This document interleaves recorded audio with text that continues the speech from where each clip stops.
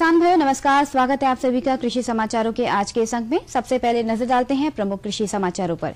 गेहूं उत्पादन पिछले वर्ष से अधिक रहने का अनुमान, कृषि निर्यात प्रोत्साहन पुरस्कार योजना लागू, उत्तर प्रदेश सहकारी चीनी मिल संघ को राष्ट्रीय हरित पुरस्कार, खुले में मवेशियों को बांधना पड़ सकता है भारी, गन्ना मूल्य निर्धारण में बदलाव जरूरी, वैज्ञानिकों ने 40 गांवों को लिया गोद। और अब कृषि समाचार विस्तार से। केंद्रीय कृषि मंत्री राधा मोहन सिंह ने कहा है कि अनुकूल मौसम के चलते कम रकबे के बावजूद देश में गेहूं का उत्पादन 2015-16 में पिछले वर्ष के 8.89 करोड़ टन के स्तर से अधिक रहने की उम्मीद है। उन्होंने कहा कि हालांकि इस साल गेहूं का रकबा फसल वर्ष 2014-15 में जुलाई-जून के मुकाबले कम रहा, लेकिन फसल उत्पादन अधिक रहने की संभावना है क्योंकि भारतीय मौसम विभाग ने मार्च तक स्थिर मौसम की भविष्यवाणी की है। उन्होंने ये भी कहा है कि इस समय गेहूं की फसल की स्थिति अच्छी है और इसका कारण पिछले कुछ हफ्तों से तापमान कम बने रहना है। फसल उत्पादकता में आगे सुधार की संभावना है। प्रदेश सरकार ने किसानों को उनकी उपज का अधिकतम मूल्य दिलाने के लिए कृषि निर्यात प्रोत्साहन पुरस्कार योजना लागू की है। इसके लिए चावल निर्यात के साथ ही दलहन, फल, सब्जी और फूलों को देश से बाहर बेचकर विदेशी मुद्रा अर्जित करने को प्रोत्साहित किया जा रहा है। शासन स्तर पर इस पुरस्कार के निर्धारण के लिए कृषि उत्पादन आयुक्त की अध्यक्षता में एक समिति का गठन किया गया है। इसके साथ पुरस्कार से संबंधित संस्तुति भेजने के लिए निदेशक मंडी परिषद की अध्यक्षता में समिति गठित होगी। सरकार ने 1 अप्रैल से गेहूं की सरकारी खरीद वर्ष 2016-17 के लिए निर्धारित मूल्य 1,525 रुपए प्रति क्विंटल दर पर शुरू करने का फैसला किया है। गन्ना विकास कार्यक्रम में प्रदेश की सहकारी चीनी मिलों में अभूतपूर्व योगदान देने के लिए उत्तर प्रदेश सहकारी चीनी मिल संघ को राष्ट्रीय हरित पुरस्कार 2015 से पुरस्कृत किया गया है।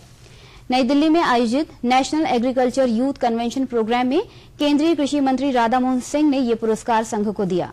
अगेती उच्च प्रजाति के गन्ने का उत्पादन वर्ष 2011-12 में सहकारी चीनी मिलों के क्षेत्रों में औसत रूप से सिर्फ 4% था, जो वर्ष 2014-15 में बढ़कर 25% हो गया और ये संघ की महत्वपूर्ण उपलब्धि थी। इसके अलावा गन्ने से चीनी की रिकवरी वर्ष 2011-12 के मुकाबले 2015-16 में 1% अधिक मिल रही है, जो सिर्फ अच्छी प्रजाति के गन्ने की खेती से ही संभव हो सकी। मौसम में धूप निकलने के बावजूद मवेशियों के प्रति लापरवाही भारी पड़ सकती है। पशुपालन विभाग की ओर से मवेशियों को सर्दी से बचाने के लिए सावधान रहने को कहा गया है। विभाग की ओर से सभी जिलों को भेजे गए निर्देश में मवेशियों की सुरक्षा के लिए पशुपालकों को जागरूक करने के निर्देश दिए गए। विभाग के अनुसार पशुपालक अपने मवेशियों को खुले में न बांधें। इसके साथ ही पशुओं के बैठने की जगह पर पुआल और लकड़ी का बुरादा जरूर डालें। पशुओं को बुखार आने पर उन्हें तुरंत नजदीकी पशु चिकित्सालय में दिखाएं। प्रदेश में चीनी उद्योग को बचाने और किसानों की खुशहाली बढ़ाने के लिए गन्ना मूल्य निर्धारण प्रक्रिया में बदलाव जरूरी है। लखनऊ के गन्ना किसान संस्थान में आयोजित विचार गोष्ठी में गन्ना समस्या पर वक्ताओं ने अपने विचार रखते हुए चर्चा की। गोष्ठी में कहा गया है कि प्रदेश में आर्थिक विकास लाने के लिए किसानों की खुशहाली जरूरी है। किसानों को उनकी उपज का लाभकारी मूल्य मिलना चाहिए और इसके लिए कृषि आधारित उद्योगों को बढ़ावा देने की जरूरत है। इस गोष्ठी में वक्ताओं ने गन्ना मूल्य पद्धति को बदले जाने की बात कही। केंद्रीय उपोष्ण बागवानी संस्थान के कृषि वैज्ञानिकों ने मेरा गांव मेरा गौरव योजना के तहत फलपट्टी क्षेत्र के 40 गांवों को गोद लिया है। इस योजना में कृषि वैज्ञानिकों की 9 टीमें बनाई गई हैं, जिनमें से 40 से अधिक वैज्ञानिक शामिल हैं। वैज्ञानिक इन गांवों में स्वच्छता अभियान, खेती की वैज्ञानिक तकनीक, पैदावार, विपणन, फसल से नए उत्पाद बनाना, महिलाओं की भागीदारी बढ़ाना, लघु उद्योग स्थापित करना और मृदा परीक्षण कराने के साथ ही कई नई योजनाओं का क्रियान्वयन सुनिश्चित करवाएंगे। इन गांवों में हर हफ्ते किसान गोष्ठी होगी और तकनीक से संबंधित एक पुस्तकालय भी स्थापित किया जाएगा, जिससे किसान कृषि से संबंधित साहित्य को पढ़कर उसका फायदा कृषि कार्यों में उठा सकेंगे। और किसान भाइयों, आइए बात करते हैं कृषि वैज्ञानिकों के अनुसार इस हफ्ते की जाने वाली कृषि गतिविधियों के बारे में। किसान भाइयों, गेहूं की फसल में फरवरी में फूल आने लगते हैं। इस समय फसल को सिंचाई की बहुत जरूरत होती है, इसीलिए उचित समय पर गेहूं की सिंचाई करें। गेहूं को चूहों से बचाने के लिए जिंक फॉस्फाइड से बने चारे का प्रयोग करें। गेहूं में झुलसा, गिरोई, करनाल या बंट जैसी बीमारी होने पर मैंकोजेब दवा के 2% वाले घोल का छिड़काव करें। चना, मटर, मसूर की फसल में फली छेदक कीट की रोकथाम के लिए कीटनाशी का इस्तेमाल करें। चने की फसल में सिंचाई की जरूरत महसूस होने पर सिंचाई करें। टमाटर की गर्मी की फसल की रोपाई करें। रोपाई से पहले खेत अच्छी तरह से तैयार करें। बैगन की पौध अगर तैयार है तो रोपाई करें। लहसुन में यदि दूसरी टॉप ड्रेसिंग ना की गई हो तो प्रति हेक्टेयर 75 किलोग्राम यूरिया बुवाई के 60 दिन के बाद डालकर सिंचाई करें। आम में भुगना कीट से बचाव के लिए मोनोक्रोटोफॉस 0.04% का छिड़काव करें। गुलाब में यथासमय सिंचाई करें। गुलदाउदी के सर्कस को गमलों में लगा सकते हैं।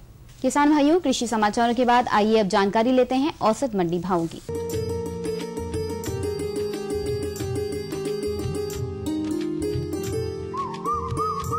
धान।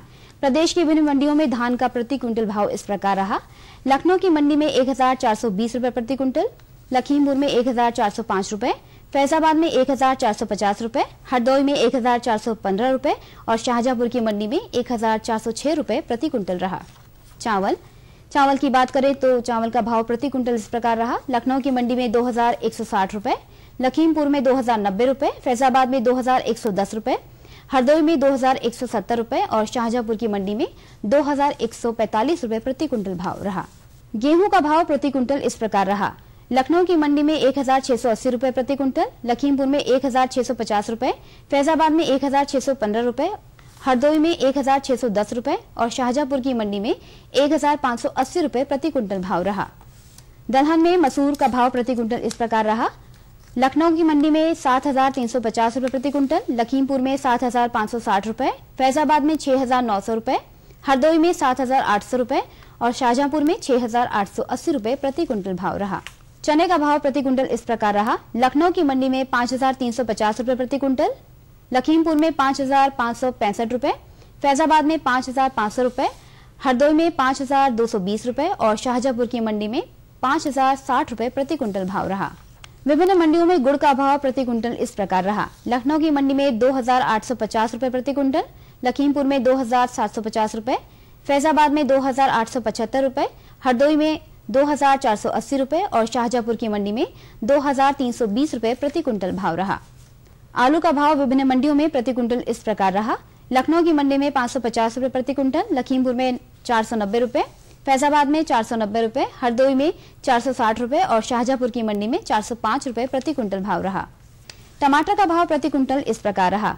लखनऊ की मंडी में 1300 रुपए प्रति क्विंटल, लखीमपुर में 1280 रुपए, फैजाबाद में 1350 रुपए, हरदोई में 1360 रुपए और शाहजहांपुर की मंडी में 1210 रुपए प्रति क्विंटल भाव रहा। प्याज का भाव प्रति क्विंटल इस प्रकार रहा। लखनऊ की मंडी में 1370 रुपए प्रति क्विंटल, लखीमपुर में 1180 रुपए, फैजाबाद में 1400 रुपए, हरदोई में 1360 रुपए और शाहजहांपुर की मंडी में 1150 रुपए प्रति क्विंटल भाव रहा। बैंगन का भाव प्रति क्विंटल इस प्रकार रहा। लखनऊ की मंडी में 700 रुपए प्रति क्विंटल, लखीमपुर में 730 रुपए, फैजाबाद में 600 रुपए और शाहजहांपुर की मंडी में 620 रुपए प्रति क्विंटल भाव बिका। हरी मटर का भाव प्रति क्विंटल इस प्रकार रहा। लखनऊ की मंडी में 2100 रुपए प्रति क्विंटल, लखीमपुर में 2000 रुपए, फैजाबाद में 2000 रुपए और शाहजहांपुर की मंडी में 1850 रुपए प्रति क्विंटल भाव रहा। तो किसान भाइयों, ये थे आज के कृषि समाचार और औसत मंडी भाव। अगले अंक में हम फिर आपके लिए लेकर आएंगे कृषि जगत से जुड़ी नई नई जानकारियां। तब तक के लिए दीजिए अनुमति। नमस्कार। सब्जी में मसाला ज्यादा है। कितनी बार कहा है कि जितनी जरूरत हो बस उतना ही डाला करो। अरे मुझसे तो ऐसा कभी कभार होता है। और तुम जो हमेशा खेत में अनाप शनाप कीटनाशक डालते हो, उसका क्या? ठीक ही तो कह रही है बहू। देख, खेत में उतनी ही दवा डाल जितनी जरूरत हो। याद रखो, कीटनाशक जहरीले होते हैं। डिब्बे पे लिखी सूचना के हिसाब से ही दवा डालनी चाहिए। पहले फेरोमोन ट्रैप, फ्लाइट ट्रैप, मित्र कीट, जैविक कीटनाशक आदि का इस्तेमाल करें। जरूरत पड़ने पर ही रासायनिक कीटनाशक का इस्तेमाल करें। छिड़काव सुबह या शाम दस्ताने, मास्क और पूरी आस्तीन वाले कपड़े पहनकर करें। हवा की दिशा में छिड़काव करते हुए पीछे जाएं। दवा के डिब्बे, छिड़काव यंत्र सुरक्षित जगह पर रखें। अब कुछ समझे क्या? हाँ, समझ गया मेरी रानी। अब ना करो नादानी। इसने पिला दिया ना तुझे पानी। जी जी जी। किससे बात कर रहे थे इतना हंस हंस कर? किसान कॉल सेंटर में विशेषज्ञ से खेती के बारे में सलाह ले रहा था। सुबह भी, रात को भी? किसान कॉल सेंटर सुबह 6 बजे से रात को 10 बजे तक खुलता है। रविवार को भी? साल के 365 दिन खुलता है। पर तुम ये सब क्यों पूछ रही हो? मैं तो कुछ और ही समझी थी। कृषि संबंधी समस्याओं का अपनी भाषा में तुरंत समाधान पाने के लिए पूरे भारत में किसी भी फोन से राष्ट्रीय हेल्पलाइन नंबर 1800-1801-551 पर संपर्क करें। अरे सुन तो। मुझे क्या सुनाना चाहते हो? जो सुनाओ मेरी सौतन को। किसको? अरे वही तुम्हारा मोबाइल फोन जिससे सुबह शाम दिन रात चिपके रहते थे और कहते थे किसान कॉल सेंटर से बातें हो रही हैं। अच्छा, ये बात है। हाँ, क्यों, क्या हुआ? अब बात नहीं होती क्या? अब तो झट से बात हो जाती है। ऐसा क्या? हाँ, अब तो ज्यादा लाइनें और खास तकनीक के कारण खेती के माहिरों से तुरंत बात हो जाती है। और अगर कभी लाइन व्यस्त हो तो अपनी समस्या फोन पर रिकॉर्ड करा दो, वहाँ से फोन आ जाता है और समस्या की हल का मैसेज भी आ जाता है। ये देखो, आ गया। अरे वाह, इसका मतलब इंतजार की घड़ी अब खत्म। हाँ, तभी मैं सोचूं कि आजकल मुझ पर इतना प्यार क्यों आ रहा है। कृषि संबंधी समस्याओं का अपनी भाषा में तुरंत हल पाने के लिए पूरे भारत में किसी भी फोन से हेल्पलाइन नंबर पर संपर्क करें। किसानों का दोस्त किसान कॉल सेंटर।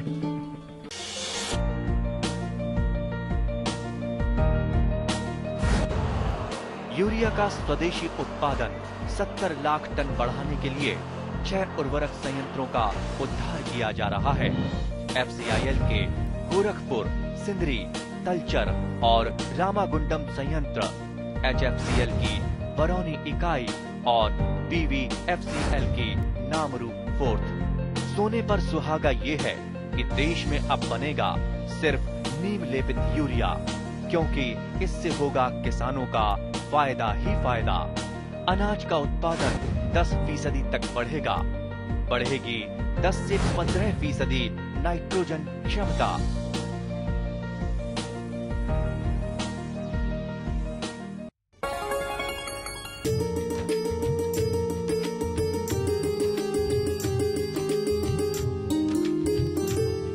हमारे सभी दर्शक किसान भाइयों को नमस्कार। स्वागत है आपका अपने कार्यक्रम कृषि दर्शन में।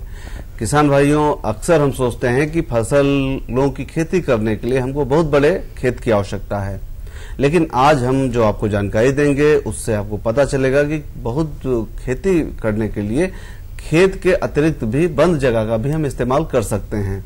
ये जानकारियां खास उनके लिए हैं जो हमारे किसान भाई भूमिहीन हैं या जिनके पास जमीन कम है। जी हाँ, बिल्कुल, हम बात कर रहे हैं मशरूम की खेती के संबंध में और आज आपको जानकारी देने के लिए हमारे साथ विशेषज्ञ हैं डॉक्टर वेद रत्न जी।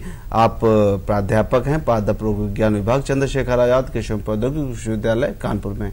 आपका स्वागत है डॉक्टर साहब, सभी दर्शक किसान भाइयों की तरफ से। डॉक्टर साहब, मशरूम की खेती हम सभी परिचित हैं, बाजार से लाकर मशरूम खाते भी हैं, लेकिन हमारे किसान भाई जो छोटे किसान भाई हैं इसकी खेती को अपनाएं तो सबसे पहले तो हम फायदा जानना चाहेंगे कि क्यों अपनाएं, क्या फायदे हैं? अरुण भैया, बहुत सही प्रश्न आपने पूछा है कि कोई भी काम हम करने चलें तो उसके लाभ के बारे में जानना बहुत ही आवश्यक होता है, तभी हम उसमें मन लगा के काम करेंगे और हमको पूरा फायदा मिलेगा। जहाँ तक मशरूम की खेती से लाभ के बारे में आपने पूछा है तो हम अपने किसान भाइयों को बताना चाहेंगे कि मशरूम की खेती से बहुत सारे लाभ हैं। जैसे अगर हम इसके कुछ लाभों की तरफ ध्यान दें तो पहला लाभ ये है कि जैसा कि अभी आपने कहा कि इसकी खेती के लिए हमें ज्यादा जमीन की आवश्यकता नहीं होती। इवन यहाँ तक कि जो गाँव में गरीब किसान हैं या भूमिहीन किसान हैं वो भी इसकी खेती कर सकते हैं, क्योंकि इसकी खेती बंद जगह में होती है। दूसरा फायदा इसमें यह है कि इसमें लागत बहुत कम लगती है और लाभ इसमें बहुत ज्यादा मिलता है, तो कम लागत से भी इसकी खेती की जा सकती है। तीसरा इसका लाभ अगर देखें तो जो इसमें लागत लगती है उसका कई गुना फायदा होने के साथ ही साथ इसके अगर हम पौष्टिक दृष्टिकोण से अगर देखें तो पौष्टिक दृष्टिकोण से भी मशरूम की खेती बहुत लाभदायक है, क्योंकि मशरूम के अंदर वो सभी पोषक तत्व ही बल्कि उचित अनुपात में जिस तरह से हमारे शारीरिक और मानसिक विकास की आवश्यकता होती है तत्वों की, उसी अनुपात में भी पाए जाते हैं। तो पोषक तत्वों के दृष्टिकोण से भी मशरूम की खेती करना बहुत आवश्यक है। इसके अलावा इसमें औषधीय गुण जो होते हैं, बहुत सारी ऐसी बीमारियां हैं जैसे गठिया की बीमारी है, ब्लड प्रेशर की बीमारी है, शुगर की यानी डायबिटीज की बीमारी है, हमको चिड़चिड़ापन हो जाता है, ये इवन यहाँ तक कि अगर कैंसर और जो HIV तक की जो बीमारियां हैं, ट्यूमर की बीमारी हो जाती है, तो बहुत सी ऐसी बीमारियां हैं कि अगर हम मशरूम का सेवन नियमित रूप से करें तो उससे भी हमको इसमें लाभ मिलता है। इसके अलावा चूंकि इसमें लागत बहुत कम लगती है तो कुटीर उद्योग धंधों के रूप में भी हमारे गांव में जो बेरोजगार हैं, युवक हैं, युवतियां हैं, वो इसको अपना करके अपने स्वरोजगार का साधन भी सृजित कर सकते हैं। तो इस तरह से देखें मशरूम की खेती करने के में जो है बहुत ही लाभ होता है। बिल्कुल डॉक्टर, इतने सारे फायदे हैं मशरूम के, स्वास्थ्य से लेकर लेकर, औषधीय गुणों से लेकर, और हमारे जो छोटे किसान भाई हैं उनके लिए आमदनी का साधन भी है। तो डॉक्टर साहब, इस समय कौन कौन से मशरूम ऐसे हैं जिनकी खेती हो रही है सामयिक दृष्टि से? अरुण भैया, ऐसा है कि इस समय जो मौसम चल रहा है, मशरूम की दो प्रजातियों की खेती, एक तो जिसको हम सफेद बटन मशरूम कहते हैं, इसकी खेती हमारे किसान भाई कर रहे हैं, और दूसरा जिसको ओयस्टर मशरूम कहते हैं या हिंदी में इसको ढिंगरी मशरूम के नाम से जानते हैं, इसकी खेती भी हमारे किसान भाई कर रहे हैं। लेकिन जहां तक बटन मशरूम की बात है, जो प्राकृतिक अवस्था में इसकी खेती होती है उसके लिए अब विलंब हो गया है, इसलिए जो किसान भाई इस मशरूम को लगाए हुए हैं उसकी देखरेख करें। और जहां तक ढिंगरी मशरूम की बात है, इसकी खेती हमारे किसान भाई, इसकी बहुत सारी प्रजातियां हैं, उसके आधार पर अभी फरवरी तक इसकी खेती की शुरुआत कर सकते हैं। जी बिल्कुल डॉक्टर साहब, तो आपने बताया ढिंगरी की मशरूम की खेती अभी किसान भाई तैयारी करके कर सकते हैं। सारांश में जानना चाहेंगे कि कैसे तैयारी करें और क्या करें इसके लिए? अरुण भैया, ऐसा है कि जहां तक ढिंगरी मशरूम की खेती की बात है, देखिए इसमें इसकी तकनीक बहुत आसान है, खेती करने का तरीका बहुत आसान है, बहुत कम समय में इसका उत्पादन मिल जाता है। तो जहां तक इसके तरीके की बात है ढिंगरी मशरूम की खेती की, इसमें क्या करना होता है कि हमारे किसान भाई भूसा ले लें, गेहूं का भूसा जो कि साफ सुथरा हो। अगर भूसा है या उसके साथ में भूसा पूरा नहीं है तो धान का पुआल अगर हो तो 3-4 इंच के टुकड़े में उसको काट लें। तो दोनों को अगर मिला भी सकते हैं या गेहूं का भूसा अकेले ले सकते हैं। इसको रात भर के लिए साफ पानी में भिगो देना चाहिए, पानी साफ सुथरा हो। अगर उसमें कुछ ऐसी संभावना हो कि पानी साफ सुथरा उसमें कुछ कम हो तो 7 ग्राम बाविस्टिन एक दवा आती है, कार्बेंडाजिम जिसको कहते हैं, 7 ग्राम प्रति 100 लीटर की मात्रा से के हिसाब से पानी में मिला दें और उसमें भूसे को चाहे बोरे में भर करके भिगो दें या वैसे डाल दें। 10 से 12 घंटा उसमें भूसा भीग जाए। इसके बाद उस भूसे को बाहर निकाल करके किसी ढालदार जगह पर रख दें, जिससे कि उसमें जो अतिरिक्त पानी होता है वो निकल जाए। अच्छा। और जब उसमें नमी की मात्रा 68 से 70% तक रह जाए तो ये माना जाता है कि अब भूसा जो है इसका ये बिजाई के लिए तैयार हो गया है। किसान भाई हमारे गांव में इसका नमी की मात्रा यानी जो पानी का प्रतिशत है, इसको जानकारी करने के लिए बड़ा आसान तरीका है, देसी तरीका है, जानकारी कर सकते हैं कि मुट्ठी में भूसे को लेकर के कस के दबाएं और उंगलियों के बीच से जब पानी टपकना बंद कर दे, पानी न टपके, तो इसका मतलब इसमें अब 68 से 70% तक नमी आ गई है। तो ये भूसा अब बिजाई के लिए तैयार है। अब क्या करना है कि जो ढिंगरी मशरूम का, चूंकि इसमें भी बहुत सारी प्रजातियां हैं, 35-40 प्रजातियां हैं, तो इसमें मौसम के अनुसार जैसे अब जो हमारे किसान भाई समय कर सकते हैं उसमें प्लूरोटस सजोर काजू, प्लूरोटस फ्लोरिडा और इसके साथ साथ में किसान भाई प्लूरोटस एक इयोस आती है जिसको गुलाबी ढिंगरी भी कहते हैं। इस गुलाबी ढिंगरी की विशेषता यह है कि ये बहुत जल्दी इसका उत्पादन शुरू हो जाता है, 15-20 दिन के अंदर उत्पादन शुरू हो जाता है। तो जिस भी प्रजाति को लें उसका स्पान को लेकर के निकाल लें और उसके दाने दाने को उंगलियों के थोड़ा सा हल्के से दबाएं, दाने दाने अलग हो जाते हैं स्पान के। स्पान कहते हैं मशरूम के जिसको बुआई के लिए प्रयोग करते हैं, तो उसको जो है उसमें मिला दें भूसे में। अब जहां तक इसके दर की बात है तो 1 कुंटल भूसे में 3 से 5 किलोग्राम मशरूम के स्पान की आवश्यकता होती है। तो इसको लेकर भूसे में अच्छी तरह से मिला दें और मिलाने के बाद सफेद पॉलीथीन ले लें। पॉलीथीन सफेद लें क्योंकि अगर सफेद पॉलीथीन होती है तो उसमें ऊपर से जो फफूंद की वृद्धि होती है वो दिखाई देती रहती है, कोई संक्रमण होता है वो भी दिखाई देता रहता है। तो इसलिए जो सफेद पॉलीथीन आती है उसको ले लें और इस स्पान मिले हुए भूसे को उसमें अच्छी तरीके से दबा के भर दें। लगभग 3/4 हिस्सा जब पॉलीथीन का भर जाए तो उसके ऊपर का मुंह बंद कर दें और कोई साफ पेंसिल वगैरह लेकर के थैले में चारों तरफ जो है उसमें छेद बना दें। छेद इसलिए बनाया जाता है जिससे कि 2 फायदे होते हैं कि एक तो उसके अंदर शुद्ध वायु का संचार भी आवश्यक मात्रा में होता रहता है और अगर नमी यदि किसी कारणवश थोड़ी बहुत ज्यादा रह गई है तो वो भी उसके माध्यम से निकल जाती है। अब इन थैलों को उठा करके जो हमारा फसल कक्ष है उसके अंदर रख दिया जाए। तो रखने के बाद क्या होगा कि आप किसान भाई इसमें देखें कि कमरे को बंद कर दें तो आप उसमें देखेंगे कि 10-12 दिन के बाद जहां जहां वो जो स्पान पड़ा हुआ है उसमें फफूंद की वृद्धि दिखाई देने लगती है। और तापक्रम जो है उस समय अगर 23 से 25 डिग्री सेल्सियस का तापक्रम जो फसल कक्ष का है, जो कि इस समय आप देख रहे हैं कि हमारे जो फसल कक्ष होगा उसके अंदर का तापक्रम बड़े आसानी से इस समय मिल जाएगा, तो फफूंद की वृद्धि पूरे जो है भूसे में हो जाएगी और 22 से 23 दिन के अंदर पूरा जो थैला है वो सफेद हो जाएगा। अच्छा। इसके बाद उसमें जो आपने छेद बना रखा है आप देखेंगे उसमें किसान भाई देखेंगे कि जैसे गांठ सी होती है, छोटी छोटी गांठें से निकलना शुरू हो जाती हैं। अब इस समय जो गांठें निकलना शुरू हो जाती हैं, ये धीरे धीरे बढ़ करके 4-5 दिन के अंदर पूरा मशरूम तुड़ाई के योग्य हो जाता है। तो पहली फसल जो है उससे तोड़ लेना चाहिए। इसके बाद क्या करें, लेकिन एक बात का और ध्यान रखना है कि उस समय कमरे के अंदर, फसल कक्ष के अंदर जो अपेक्षित आर्द्रता यानी कमरे के अंदर जो नमी है वो 75 से 80% तक बनाए रखें, और तापक्रम जो है ये 23 से लेकर के 24 डिग्री से लेकर के 25-26 डिग्री सेल्सियस तक तापक्रम बनाए रखें, तो उसमें ये मशरूम निकलता रहता है। तो पहली फसल तो जो छेद से निकलता है उससे ले लें। इसके बाद पॉलीथीन को चीरा लगा करके अलग कर देना चाहिए और पूरा पिंड वो वैसे को वैसे रखा रह जाता है। इसके बाद इस पर जो है पानी का छिड़काव करते हुए उसकी नमी बनाए रखें, कमरे के अंदर नमी बनाए रखें, तो उसका उत्पादन होता रहेगा। और पूरी फसल जो है यानी जिस दिन आपने शुरुआत किया है तो लगभग 22-24 दिन बाद पहली फसल टूट जाएगी और 2 महीने के अंदर पूरी फसल उससे ले लेंगे। उससे इसका उत्पादन होगा सामान्य रूप से जो ढिंगरी मशरूम है इसका उत्पादन, जिसको बायोलॉजिकल एफिशिएंसी कहते हैं, ये 60 से 70% होती है। यानी अगर हमारे किसान भाई ने 1 कुंटल भूसा लिया है तो 60 से 70 किलो मशरूम आसानी से पैदा कर सकते हैं। बिल्कुल डॉक्टर साहब, बहुत ही आसान तरीका है, हमारे किसान भाई कर भी सकते हैं। बहुत ही महत्वपूर्ण जानकारी डॉक्टर साहब आपने बताई है हमारे किसान भाइयों को कि अगर भूमि नहीं है तब भी उत्पादन ले सकते हैं, बेहतर आमदनी प्राप्त कर सकते हैं। जैसा कि आपने बताया है, हम आशा करते हैं हमारे किसान भाई जरूर मशरूम की खेती करके लाभ लेंगे और खेती भी अपनाएंगे। आपने जानकारी दी, इसके लिए आपका बहुत बहुत धन्यवाद। हम आशा करते हैं कि आप इन तरीकों का इस्तेमाल करें ताकि खेती के साथ आपको भी अतिरिक्त आमदनी मिलती रहे।